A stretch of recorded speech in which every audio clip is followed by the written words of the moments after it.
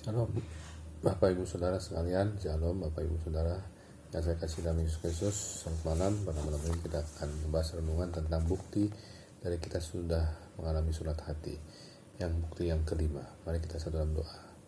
Bapak Yesus, terima kasih Tuhan, Kau sungguh baik Tuhan bagi hidup kami. Kau terus mengurapi kami, memimpin kami dalam rencana-Mu yang indah, yang luar biasa. Jangan Tuhan di dalamnya pagi karena Allah Roh Kudus terus mempersiapkan kami menjadi anak Allah yang hidup dalam ketobatan, kekudusan, kebenaran dan keadilan, menepati hukum-hukum Tuhan dan melakukan kehendak Tuhan. Pimpin kami urapi hamba-Mu dan mengucapkan firman-Mu renungan malam hari ini. Dalam nama Tuhan Yesus kami berdoa, amin. Jadi bukti yang kelima bahwa hati kita disunat adalah kita memiliki hati yang menyembah Allah di dalam roh. Kita memiliki hati yang menyembah Allah di dalam roh. Kita baca di dalam Filipi 3 ayat 3, Paulus mengembangkan 3 aspek dari suatu hati yang bersunat. Karena kitalah orang-orang bersunat yang beribadah oleh roh Allah dan berpegang dalam Kristus Yesus dan tidak menaruh percaya pada hal-hal lahiriah. Bukti kelima dari hati yang bersunat adalah kemampuan untuk menyembah Allah dalam roh dan kebenaran. Ya, Yesus mengembangkan tema dari penyembahan yang sejati dalam Yohanes 4:22-24. Kamu menyembah apa yang tidak kamu kenal, kami menyembah apa yang kami kenal. Sebab keselamatan datang dari bangsa Yahudi. Tapi saatnya akan datang dan sudah tiba sekarang bahwa penyembah-penyembah benar akan menyembah Bapa dalam roh dan kebenaran. Sebab Bapa menghendaki penyembah-penyembah demikian. Allah itu roh dan barang siapa menyembah Dia harus menyembahnya dalam roh dan kebenaran.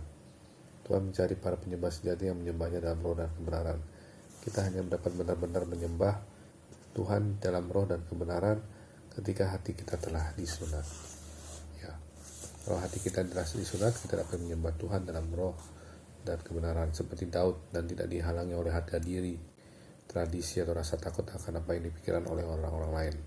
Daud menyembah Tuhan di dalam roh dan menari di hadapannya melalui jalan-jalan di Yerusalem ketika ia dan para imam membawa tabut perjanjian ke gunung Sion.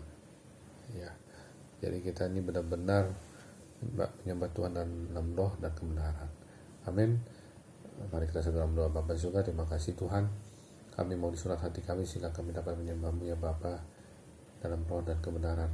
Kami mau Tuhan terus menyembah-Mu dalam roh dan kebenaran. Banyakkan umur kami dan jauhkan kami Tuhan, luputkan kami dan selamatkan kami dari rencana-rencana jahat iblis, kuasa-kuasa kegelapan yang ingin masukkan kami ke dalam ruang kubur, dipatalkan, dihancurkan kuasa dengan balas Tuhan. Kami ingin memperoleh hidup yang kekal baik di bumi maupun di surga waktu Tuhan Yesus datang 2 kalinya, kekal bersama Bapa di surga, Yesus Kristus Roh Kudus. Terima kasih Bapa Yesus Kristus Roh Kudus, urapi kami dalam tidur, berikan kami tidur nyenyak.